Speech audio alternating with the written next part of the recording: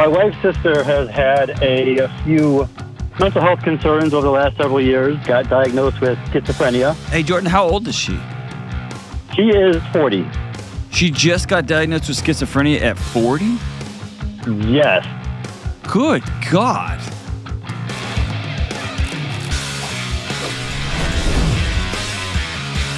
What's up? What's up? This is John with the Dr. John Delony Show, taking live calls from real people going through real challenging moments in their lives.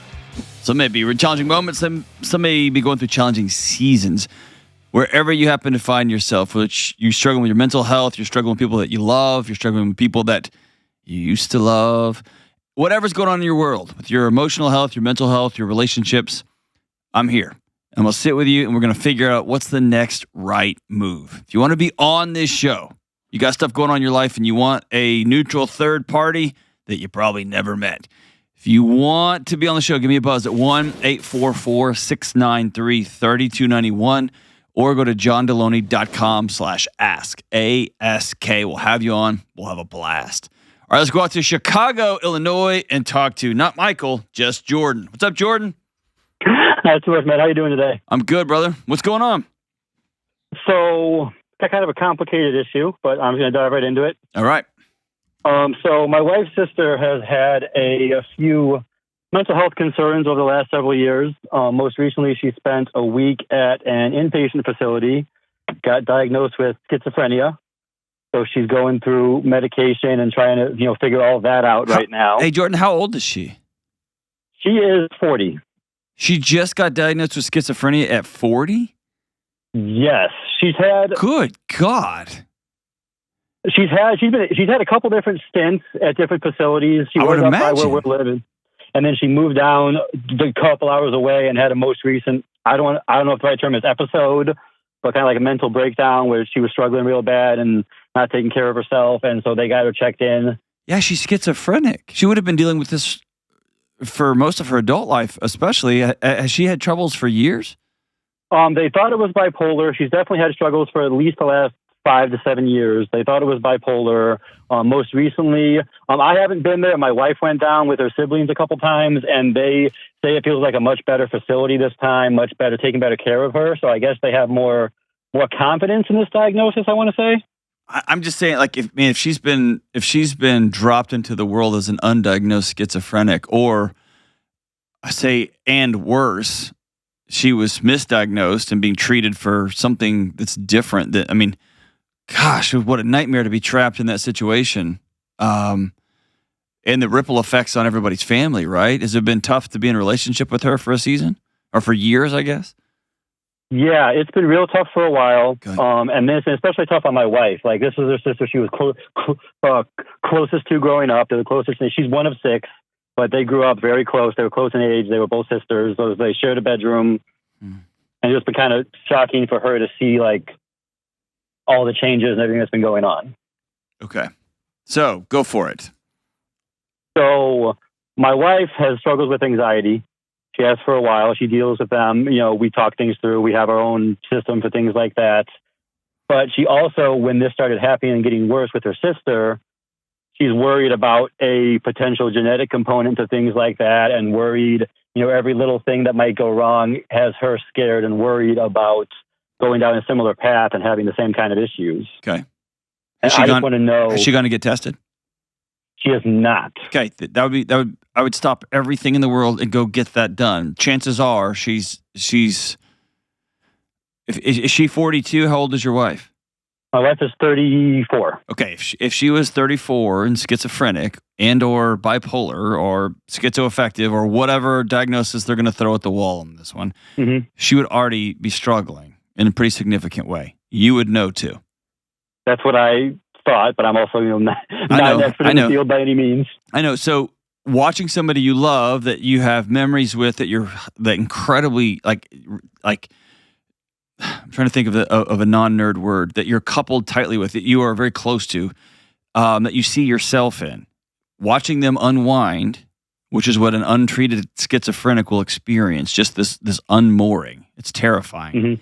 Would be scary to watch. And as a person who wrestles with anxiety, and I imagine all 6 kids have their own struggles. Is that fair? For the most part, I'd say. I mean, some are much more well adjusted to it than others. A lot of them disconnect from the whole thing as time has gone on with frustrations and.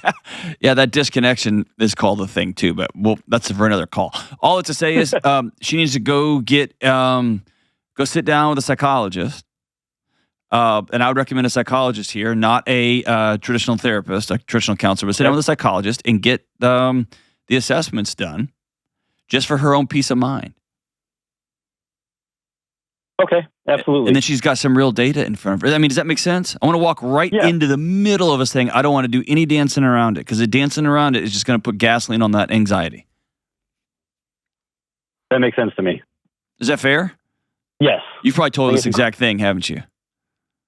We talked about it. I think there's a little bit of fear about going to get it checked out because it becomes either nothing or very, very real. No, just not.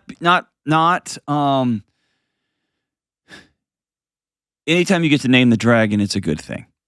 Anytime you find out there's not a dragon, it's an even better thing. Mm-hmm. And then we get to ask ourselves the bigger question. If, let's say she goes and the doctor says, nope, you're not schizophrenic, you're not BP1, you're good. Then you and her get to ask the bigger questions about this anxiety, and you have to grieve her sister, your sister-in-law. Those are hard things, right? Mm-hmm. But let's deal with the environmental issues that are causing her body to sound all these anxiety alarms. Let's deal with those, and you can play a major role in walking alongside her there. But let's say she goes and sits down, and this doctor says, "Yeah, actually, I'm going to diagnose you with bipolar 1." Cool, we've named the dragon. Now we have a roadmap towards healing. Or towards management, depending on what the issue is. How is this playing out in y'all's life? So it played out, I want to say, almost slightly less intense each time that there's been some kind of episode on her sister's part, because it almost becomes like it's become a part of reality, and so it's not like the shock factor is not there like it used to be. And but she's gotten we've been married for 12 years now. I've seen her anxiety grow, get better leaps and bounds over the last several years. But this, which totally makes sense to me, is obviously a huge trigger to cause that anxiety and fear to come back up. Yeah. And there tends to just be she's a little more trigger prone to things while that's going on, which I totally understand. Sure. It's just, I want to know how to best walk through that while it's happening. So I think you have to walk right into the middle of it. And for some people, this might look like, and I know I say this all the time, it might look like sitting down and writing a letter to your sister that you may never send, but one that says, I miss you. I'm going to miss you. And our relationship is changed. And we're going to get you the right medication and care, and I'll do the best I can. And do you have kids? Yes, 3. Okay, so their aunt so-and-so is there's going to be a different relationship there. And but it's about taking ownership of what happened. Just getting yourself back in the driver's seat. She needs to get back in the driver's seat of her own life. Because when someone you love gets a diagnosis, whether it's cancer or it's schizophrenia or it's whatever, you can sometimes look backwards and go, oh yeah, I remember, I saw this coming in slow motion, and you can blame yourself. But also there's this sense that the world just happens to us, and I've got no agency left in the world, and a lack of agency spins your body out. And what we want her to do is to regain agency here. This happened to her sister, it didn't happen to her. What's the next move, right? Right. Whew. Can you love her well through this? I do my absolute best. Okay, let me give you a hint, okay? We're going to be we're not going to solve. One of the greatest gifts a husband can give his wife navigating what you're navigating right now is to not say, we need to go X, Y, and Z, but to ask, what do you think is the next right move? And what you're doing is you're demonstrating her agency for her in moments when it gets really thin and she doesn't believe she has it anymore. And she'll look at you and go, I don't know. And you say, I trust you. Mm-hmm. And then if she says, well, we need to sell the house, we need to move that, well, you can be like, well, okay, we're not going to do that. But asking questions instead of saying, well, you need to, and how come you haven't, say, oh, I hate this. I hate that you're hurting like this. I'm here for you. What's the next right move? And you are demonstrating, I trust you. You can trust you. You see what I'm saying? Yes, sir. Have you been a solver for her? Yes, that tends to be my problem sometimes. Does that then just pour gas on the whole thing? Sometimes she told me the other day that she was talking to her sister, and she said that it helps me talking through things with her and giving possible solutions at times. Okay. But that's for anxiety, not for necessarily this new side of things. Yeah, this is just grief, man. She lost her sister. Yet her sister is still here. Mm-hmm. It's a scary, hard thing. And maybe her sister can get the medication that she needs. And, man, I am so far from an expert on schizophrenia. I'm on another planet when it comes to any sort of expertise or insight into schizophrenia. But I have not heard of somebody being newly diagnosed at 40 without. I'm trying to think, man, maybe one or two, but there's a wake of, oh yeah, we missed that one. So it may have been. There's definitely been a few years of different issues and episodes, and she could have been misdiagnosed. It's been going on for probably 5 years, but it also kind of blends together. So I'm not exactly sure of my timeline. Okay. But she was on different types of medication, which also I don't know a lot about. Sure. And they would do, every time there'd be some kind of issue, they'd adjust the meds, which I understand that's how a lot of those illnesses work. You kind of get used to a certain thing, and then you have to change it up, essentially. Well, and sometimes it's just throwing spaghetti at the wall to see what sticks. Like, they'll use language like, we're going to start you here, report back in 30 or 60 days, and we'll do what we need to do next, right? So, I mean, it's just kind of a whack-a-mole game sometimes. And then there's been times where she goes off her medication because she doesn't like how she feels on it or things like that, which will prompt an issue. Right. That can unspool pretty quick. What my fear is in this situation is you have somebody that's been medicated, rightly or wrongly, for bipolar 1 for a long time, for years, who then gets off the medication and has some sort of psychotic episode that then gets captured in some sort of assessment and then gets relabeled something else when actually it's episodic and it's pharmacological in nature. But, dude, I'm way out over my skis now, so I'm going to trust the doctors here. Yeah, I would recommend strongly that you sit down with your wife and say, I want to fully support you to go get the testing that you need. Let's go get it. Let's pay for it. Let's go get it. And it is a way to bring peace. And hang on the line. I'm going to send you a copy of my #1 best-selling book, Building a Non-Anxious Life. I want you all to read that together, and I want you all to look at your life with the roadmap that I put in that book and say, okay, where can we begin here? Creating a peaceful life so that when sister has another episode, we're ready. We're ready financially. We're ready relationally. We're ready physically. We're ready in all these spiritually, all these areas so that we can show up. You're a good man, dude. Your wife's lucky to have you by her side. Whew. Be with, not at. Show her that you trust her, even in those moments when she doesn't trust herself. Call me anytime, brother. We'll be right back. All right, I want to talk about Hallow. It's an app that I use just about every single day. School is back on us here in Tennessee. Almost everyone started school this week or last week. And as you can imagine, everything is chaotic. Bedtimes, routines, meals, schedules, everything. It's this season when it's so important to make sure you double and triple down on your exercise practices, your counseling, your relational health, and your spiritual health. If you're a person of faith or if you're just curious, don't let your prayer and meditation practices go by the wayside during the chaos. Don't let your still time with God go. And as things ramp up and get more and more chaotic, we have to be intentional about choosing to slow down and focus on the things that really, really matter. In addition to my deep conversations with my friends and my personal reading and journaling time, Hallow helps me stay on point every day with my spiritual practices. Hallow is an app that's easy to download right to your phone, and it is packed with daily prayers, daily lecture series, meditations, music, stories, scripture, nighttime sleep programs, and more. And Hallow is great because they're always adding new series, new lectures, new prayers, all of it, all the time. They're the #1 prayer app in the world, super simple, super high quality, and over time you can personalize the app based on where you are in your spiritual life. I use the app on my drive to work, when I'm doing my wellness exercises, sometimes when I'm out walking my dogs, and even when I'm writing. Hallow even has a journaling feature for your own personal reflection. And this month, Hallow has special guests walking us through the lives of incredible saints so we can learn more about their life, their faith, their story, and ultimately their surrender to God's call in their life. It's called the Hallow Saints in 7 Days series, and it dives deeper into the lives of these prominent saints, exploring their journey to sainthood and how it can relate to our own lives. Here's the deal. My friends at Hallow are giving you 3 free months to try all this right now.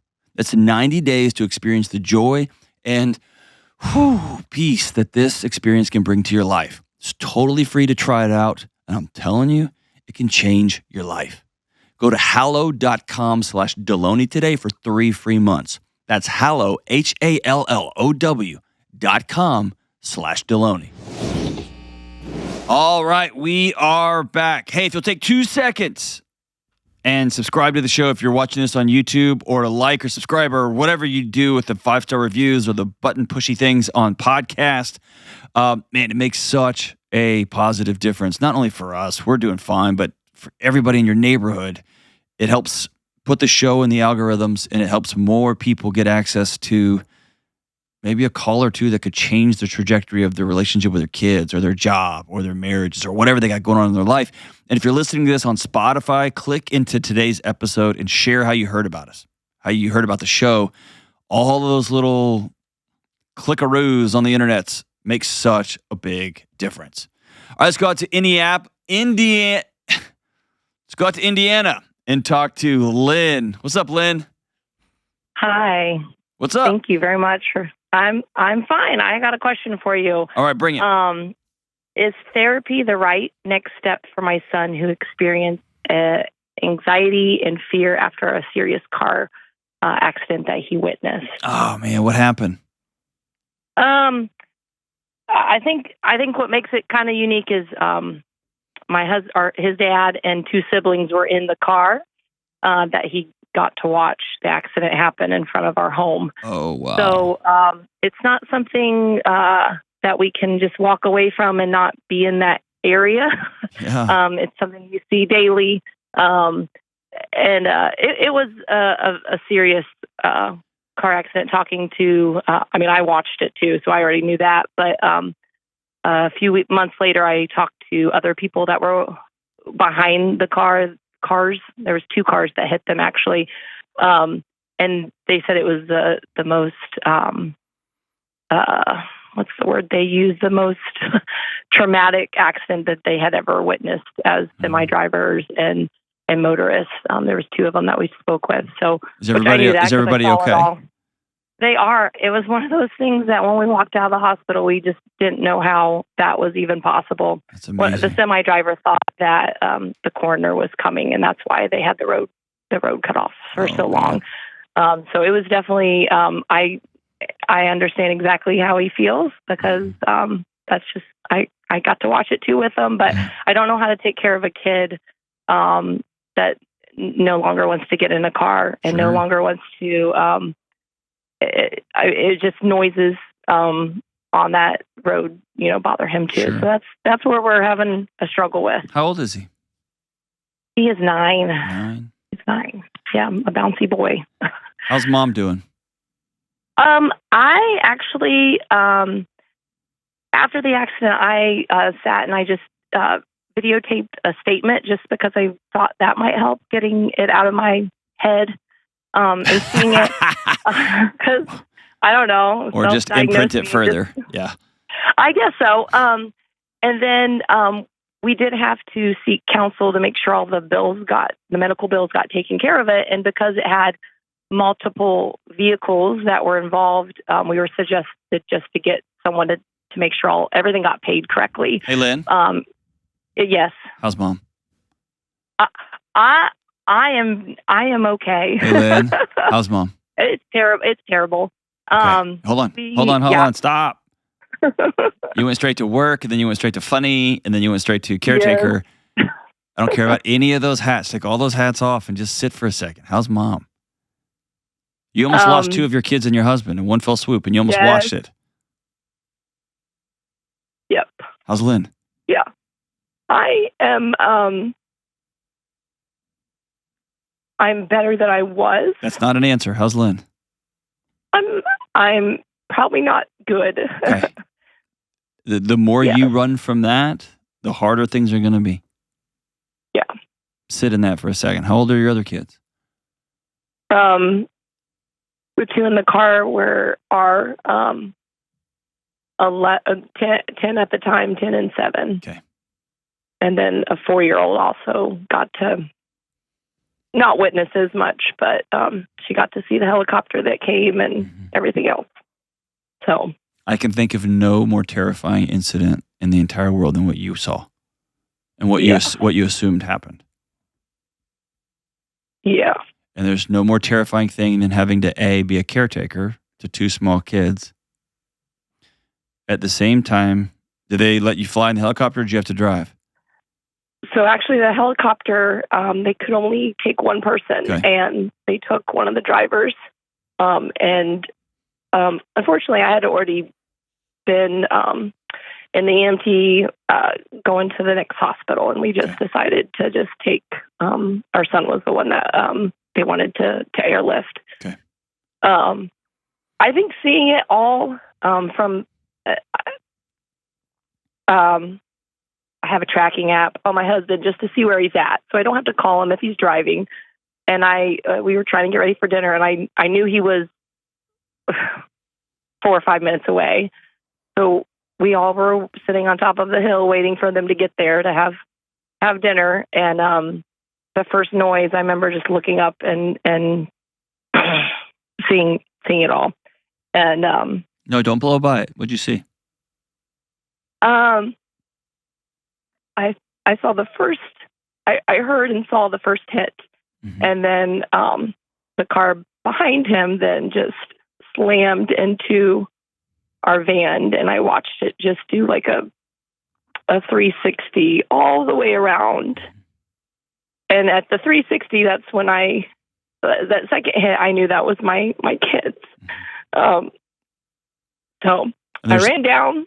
There's an instance like it detaches real quick, doesn't it? Yeah. It almost looks cartoonish, right? Yes, and it just plays over and over. I knew that I had gotten to them. Like, I can tell you, as soon as the car stopped rolling back and like it teetered back and forth, almost going into a ditch.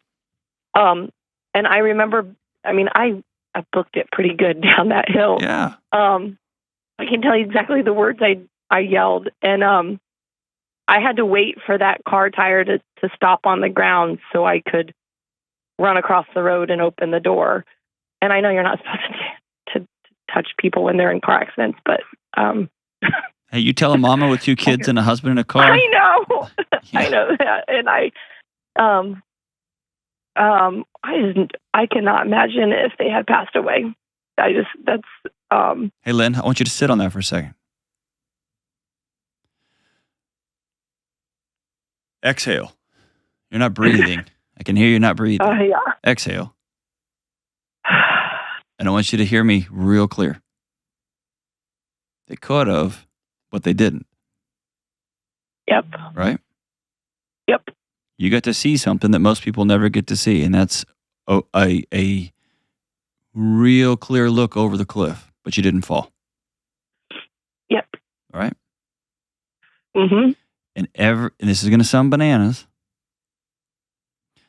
but your body has a vested interest in that never happening again. So it replays it, and it replays it, and it replays it, and it replays it. Mm-hmm. And you have to choose to not replay it. And that sounds wild. It comes into your mind like a lightning bolt in weird moments, right? Yes. Yes. And then It feels like you are dishonoring your two kids. It feels like you're dishonoring your husband. It feels like you're dishonoring the other driver when you try to blow past it. You're not. You're healing. So here's the old, I won't go through all the drama, but when that thought pops into your head, you have a choice. Am I going to meditate on it and go down the rabbit hole, and my heart rate's going to spike up and cortisol and adrenaline's going to dump into my body? I'm going to go right back into sprinting down that hill physiologically, or I'm going to consciously exhale and I'm going to close my eyes real tight and I'm going to remember all 5 of us walking out of the hospital. You get to pick which one of those photos you meditate on. One of them will bring you healing and peace over time, and the other one's going to make you nuts. It could have, but it didn't. Okay? And Brene Brown calls it dress rehearsing tragedy. Your body thinks if we just keep rehearsing this over and over, the next time we'll be more prepared. You won't. Yeah. You won't. Now, why am I talking to you? Because your 9-year-old is absorbing every molecule of this. Yes. Okay? I think therapy would be fine. With a 9-year-old, they're going to play. They're probably going to give him some cars in a couple of sessions after they develop some rapport, and they're going to play with the cars. And he's going to kind of drive it. No pun intended. He's going to drive the session. Probably what I would do in my house before that, if I'm the dad, I would take that 9-year-old and I would walk that 9-year-old really slowly down the hill. And we would go walk around out there on the road. And we would talk about it being scary. But what you'd be doing is you'd be bringing your child from that terrifying moment into the present. We're okay now. And kids are amazingly resilient if and only if they have present adults with them. Mm-hmm. And you being really open about how scary that was. Here's an example, a totally benign example in comparison, okay? Mm-hmm. I speak for a living. I have for 20 years. Like even when I was working in universities, I was always speaking on some stage somewhere. And the biggest one I ever did, I walked into a room that I thought was just going to be a parent-teacher thing, and it ended up being like I walked through the doors, and it was a packed, like miniature coliseum. It was about 5,000 people in there, and my son was with me, and it was like one of those weird. I thought it was going to be about 1,000 people, and it was like whoa. And I sat down and I saw him sit next to me and his eyes were huge. And I said, hey, let me see your hand. And I took his hand and I unbuttoned my shirt and I put it inside my shirt and put it on my chest. He could feel my heart beating out of my chest because I was so nervous. And I said, do you feel that? And he goes, yeah. And I said, your daddy's real nervous. And he said, you? And I go, I'm so nervous. Look at all these people. And instead of trying to act tough, I brought him right into the middle of it because then he got to see me button my shirt. When they called my name, I winked at him and I got up on stage and did my thing. And most of us want to take that discomfort moment, that fear moment from our kids instead of bringing it in with us, bringing them along with us. Mm.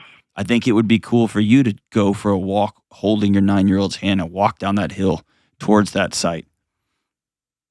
Yeah. We've kind of, I guess that's the part we have not. And then if your 9-year-old then like some people, it's a rare percentage. I don't have a percentage off the top of my head, but they will shut down. They'll go catatonic. They will just implode or scream and yell and refute, right? Then if those moments happen, yeah, of course, take them to a counselor. No question about it. Or yeah, ours is more of just, hey, let's go 30 minutes somewhere to a friend's house. And he is having nothing to do with that. Yeah. His body's working perfectly. Okay. Because he knows that y'all are scared too. And this happened like almost 10 months ago. Okay. That's where I felt like it's still right there on the surface with you, Lynn. I know it is. I know.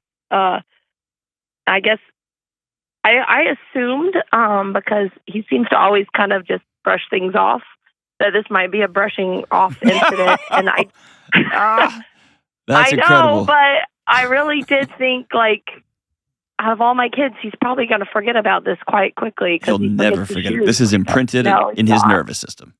Yeah. But most importantly, what's imprinted is beyond the incident, he knows that he plays some role in making sure mom's okay.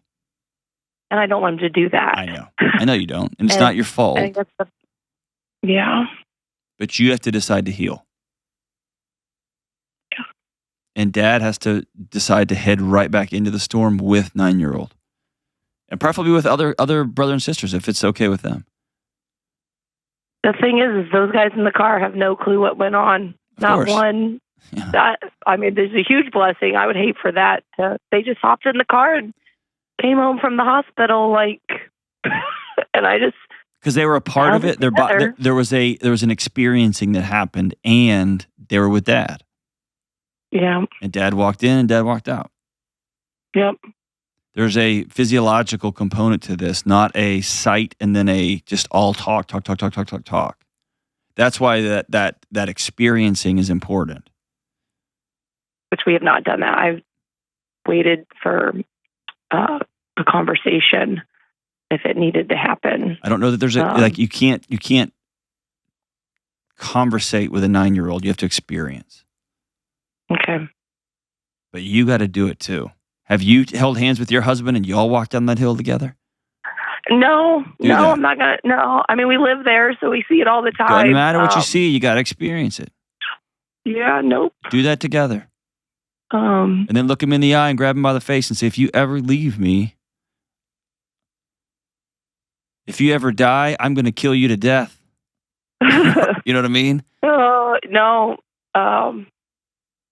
Boy, it does change a person, though. Yeah, it does. It makes things real precious. But it can also make you real hard, too. Yep. Yeah. You can close your fist real tight, try to solve everything, or you can open real loose and just say, thank God for another day. Yes. And one of those is going to lead you to coronary disease, and the other one's going to lead you to be one of the funnest people around. Yeah.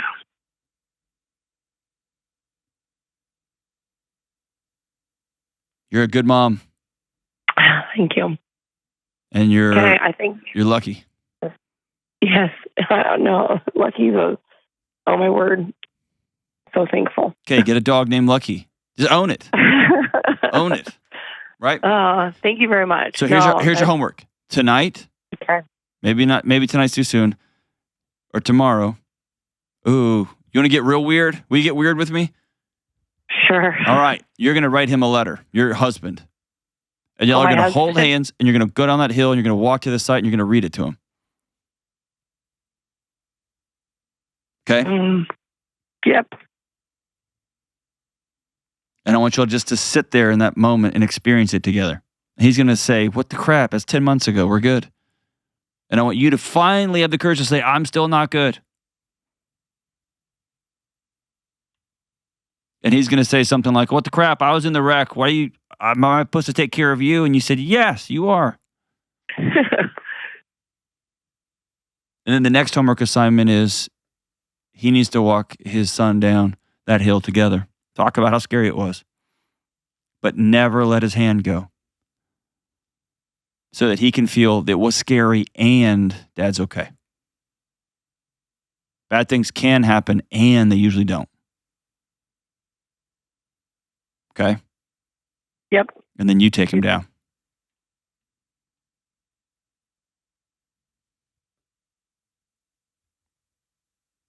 Okay. Okay. I can do that. I know you can. I can do that. I know you can. And parents, man, we think sometimes that hiding our emotions, like you said, is just going to go away. It's not. Kids just learn that if things get real scary, we shove them down. And if mom's not okay, let's figure out how to solve that. And I know you don't want that. Very few parents want that. Kids are incredibly resilient if they've got present, honest parents who are, as Dr. Kennedy says, sturdy, who will go with you. who will be there. Kids can go through a lot. They just can't go through it alone. Man, I'm glad everybody's okay. Lynn, I'm so glad everybody's okay. We've done a lot of work over 10 months. Now let's get to the healing part. And yes, things don't improve pretty significantly. There ends up being a phobia on a car. Take him to a counselor. It's great. There's a lot of amazing, amazing child counselors out there. Thanks for the call, Lynn. We'll be right back. This show is sponsored by BetterHelp. Well, we're here. The back-to-school madness is upon us. If you got kids, you know the chaos about early bedtimes, back-to-school meals, the kitchen table just being piled up with junk, or you're just buzzing through yet another drive-through, laundry, clean rooms, the house is a wreck, all of it. You also have the stress of driving kids, maybe even a little bit of that kid guilt when your kid leaves the house half asleep and has to get on the bus like a zombie. And if you don't have kids, you know that suddenly your commute is super long again, and there are lines outside of every school zone.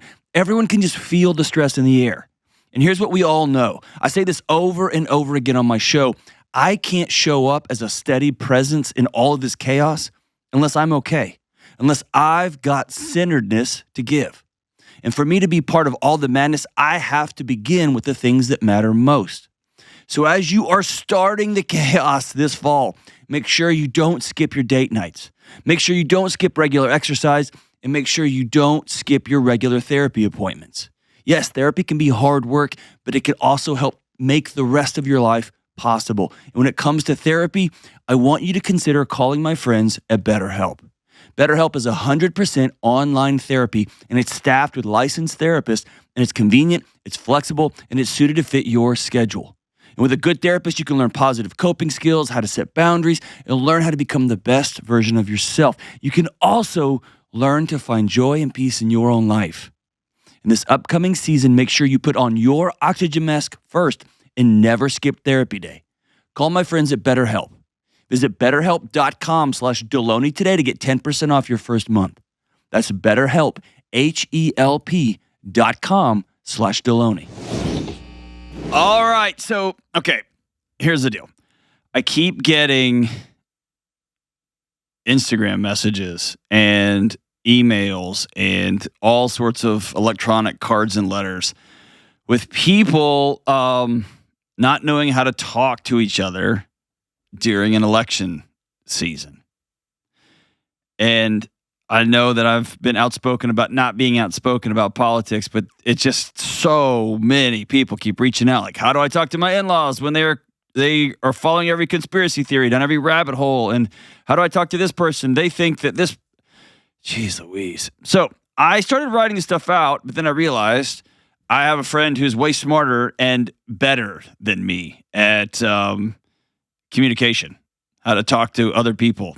And there's not really a doubt globally about that. So I called my buddy Jefferson Fisher and said, hey, would you hop on the show real quick? And so I'm bringing him on. Jefferson, what's up, man? Hey, what's going on? How are you? Good. Thanks for bailing me out of my own segment here because you're smarter than me. Of course, brother. Any time. That's what friends are for.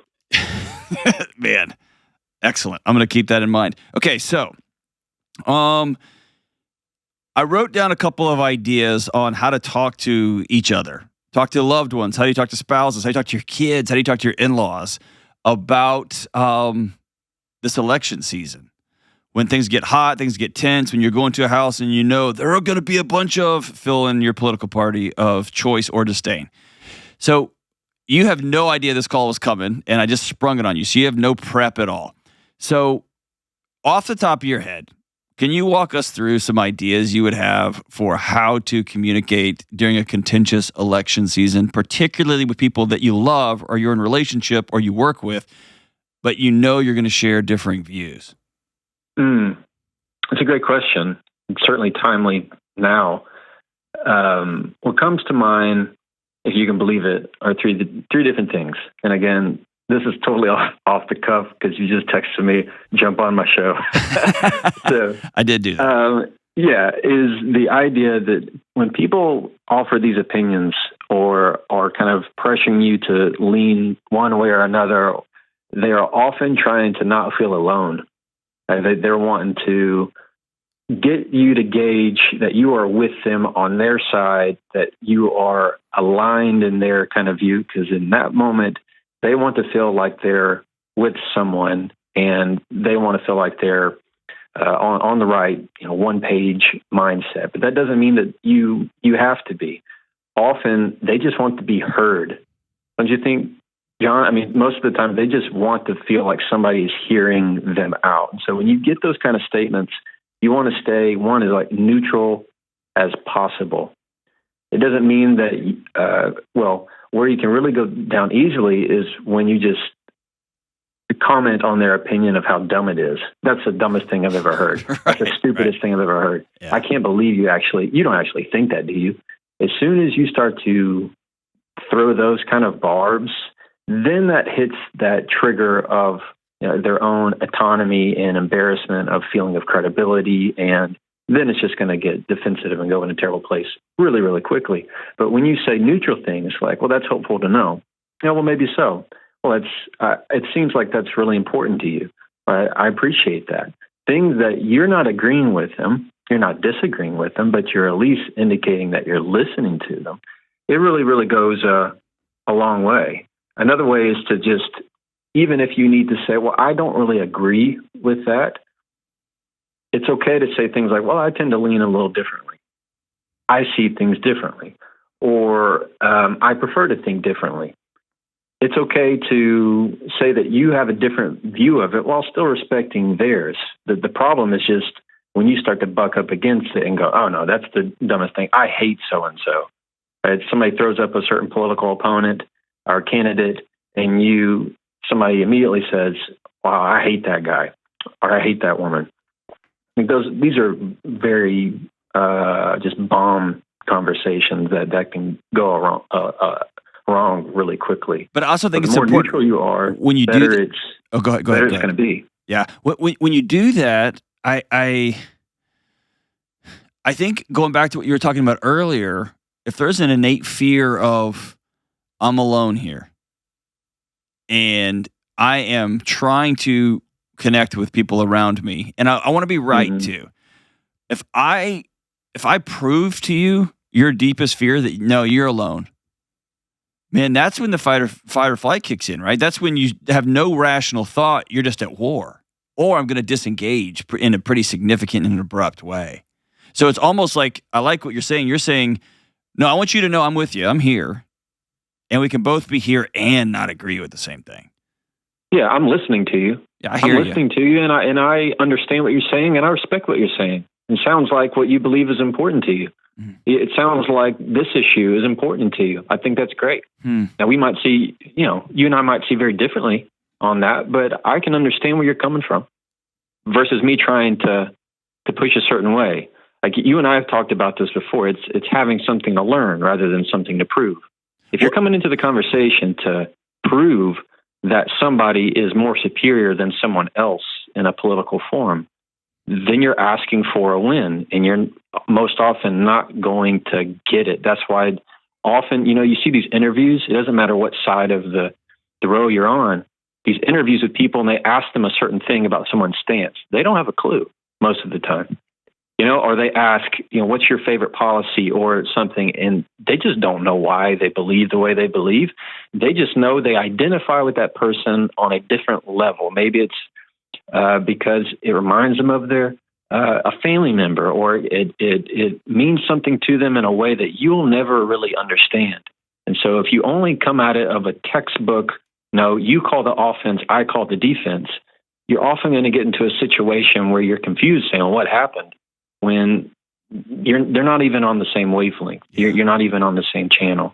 So even when you are saying something as simple as starting your sentence with, I'm not looking to have an argument about this. Or go, oh, no, I don't have an argument either. Or I'm not looking really to think differently on it, but I do like how you believe very strongly what you believe. Bam. They're not where are they going to get upset with you about there? Yeah. So often, even if you say, I'm not looking, like going into a store and just saying, I'm just browsing, I'm not really looking to get anything. It's okay to be like that in certain conversations, as long as you're not trying to prove them to be somebody that is not intelligent. Well, and that goes back to understanding innately that when we're talking to somebody, just because you have a different thought than somebody or you're looking with a different lens does not mean you're smarter. Oh, yeah. And I love that, like, some folks vote for character. Like, I don't care what this person's policies are. They never lie. Or some people, like, I could care less, dude. They're going to go do their things, live their life. I love the but you're trying to answer the same question and you're wearing 2 different sets of glasses or 5 different sets of glasses, right? So yeah. You're not smarter than me. We're just different on this.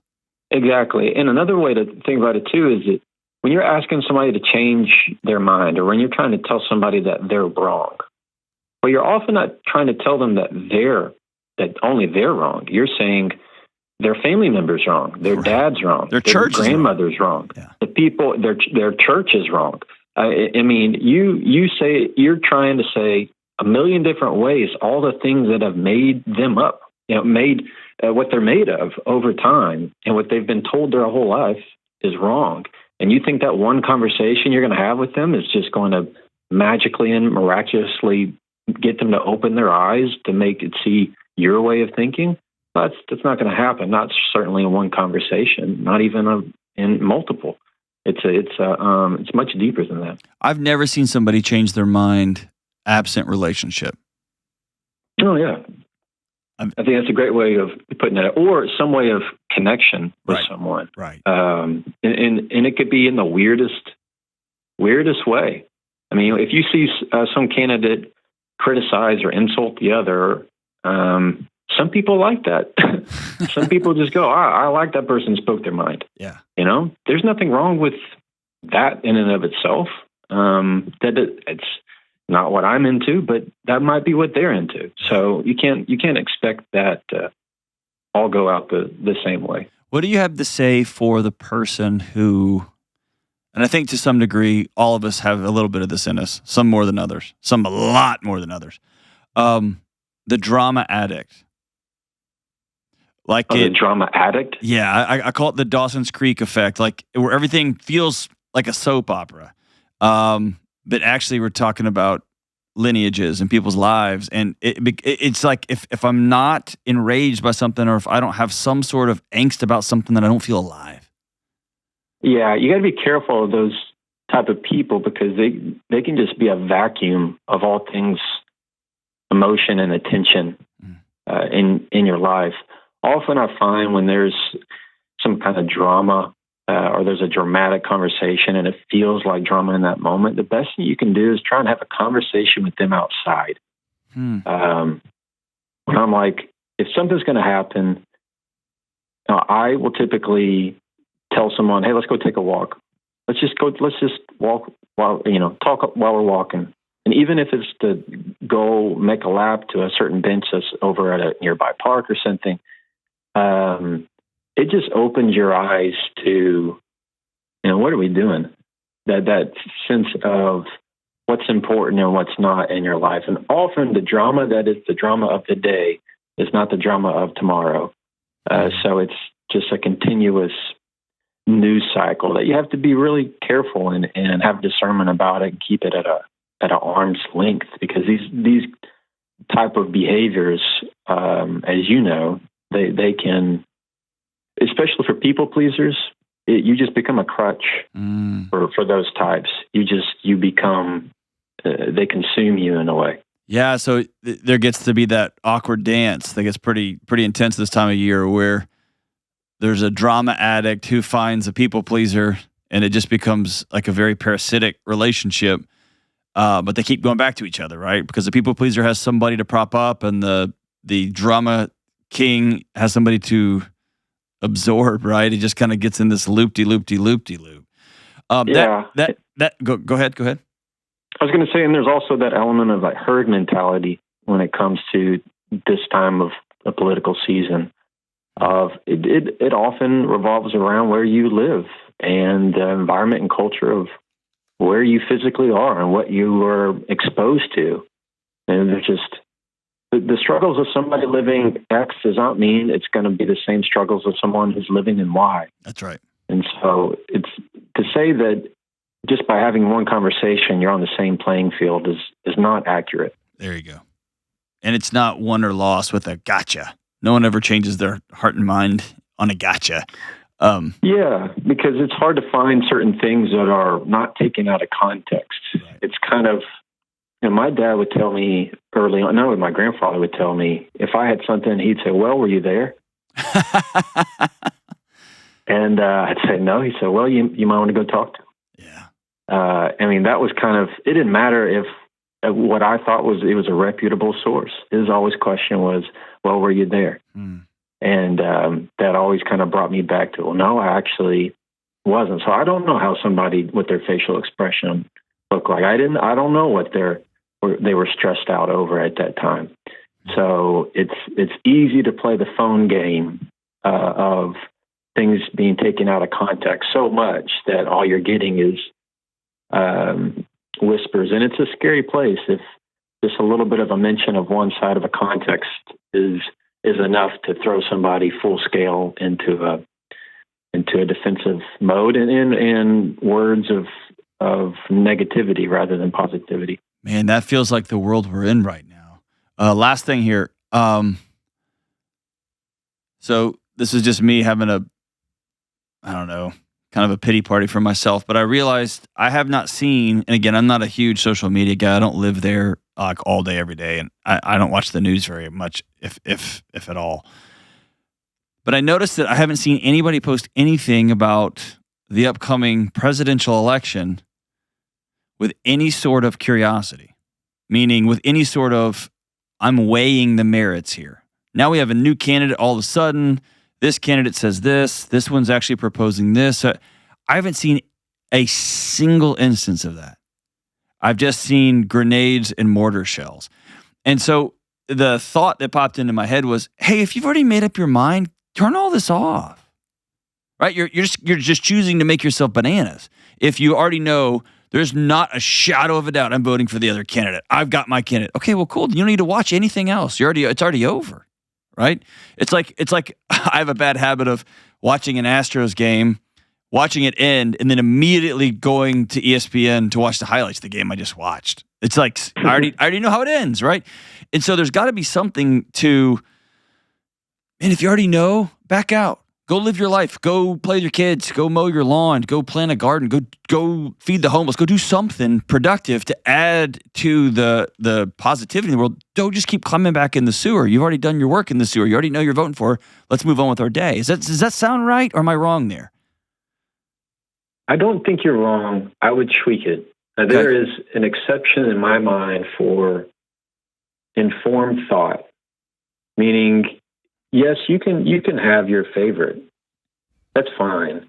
But I do think, and just as a matter of civility, that you can continue to stay updated on who you think should be and who you should not think should be, and all the wonderful American freedoms of free speech, and then say what they want to say. Now, if that's what they want to worry themselves about, and if that's what they want to get themselves worked up about, then let them. But I wouldn't be surprised at this notion that you're saying of, I don't see anybody approaching this with curiosity. Well, in my mind, John, it's because the people who say the loudest are often the ones on the farthest extremes. That's true. So That's true. If you see like a stadium full of people, right? The ones who get the most attention are the ones who yell the loudest. No Everybody shirts else in their is pretty much just at a murmur. So yeah. When somebody just yells and throws the artillery shell, that's the one who gets that attention. And sometimes that's the most attention that person is ever going to get in their life. Mm-hmm. And so often it is these political seasons where they can say the craziest things or make the harshest statements, because this is the time where they feel like they can get the most amount of self-gratification, self-importance, of who they are, that they matter. Yeah. And often, if it's the people on farther sides screaming, it's the people in the middle that are relatively saying, hey, overall, life's okay. Most people, they don't know who the representative is. They don't know who their mayor is. That's right. I mean, they just, because the mayor doesn't pay the bills. Right, they're trying to pay their light bill. Yeah. They're not the ones having to buy their gas. I mean, it's day to day. They're not the ones who are having to make sure they balance dentist appointments with kids and schedules and what theme day is it at their school, So it just kind of becomes, there's only so much you can really care about in that exact moment. And if that's what they choose to care about, then that's what it means for them to feel important and feel like they've said something and they matter. Now, that doesn't mean it's my taste. Doesn't mean it's your taste. But it doesn't mean we have to participate. I am totally good with someone who's feeling like they want to continue some amount of informed thought on it. I love that. Man, you're the man, dude. Jefferson, thank you for letting me text you and you making it happen, hopping on the call with me, dude. I'm really, really grateful. And I know you got a new book coming out, and I cannot wait to get my hands on an early copy. And that's me dropping a hint there. Send it my way. Hey, Jefferson, you're the man. Appreciate you. And we'll link to Jefferson's, because he needs the help, to his millions and millions and millions and millions and millions of followers. And you can see why, because he's one of the wisest, kindest people that I know. Thanks so much, Jefferson. Everybody, do the best you can to be people of civility. I know it's the most important election ever, which is what they said last time and the time before that and the time before that. But do your best to be people of civility, kindness. We'll be right back. Hey, what's up? Delony here. Listen, you and me and everybody else on the planet has felt anxious or burned out or chronically stressed at some point.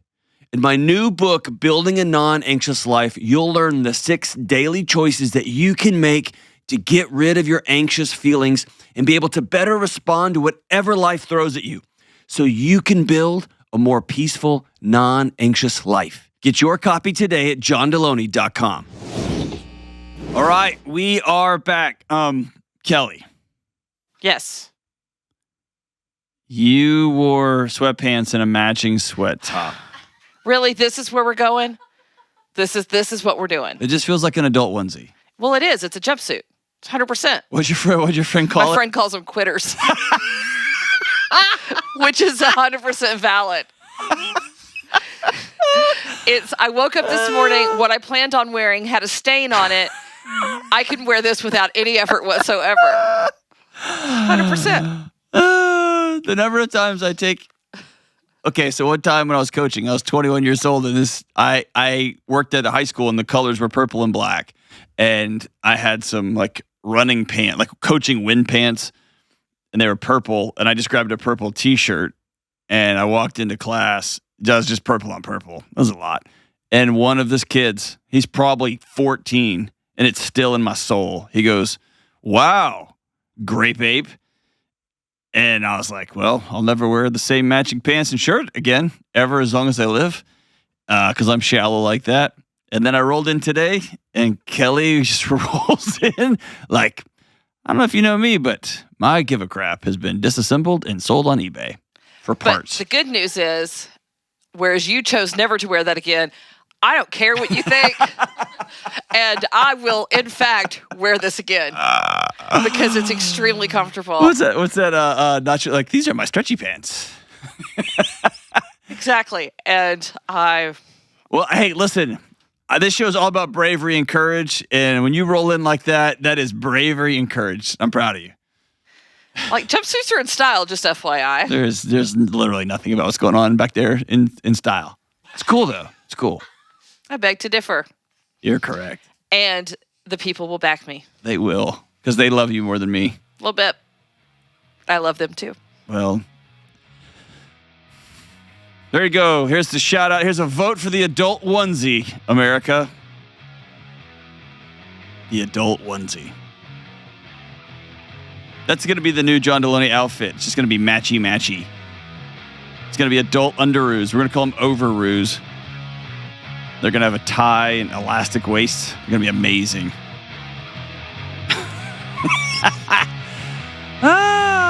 Let's go get them. Love you guys.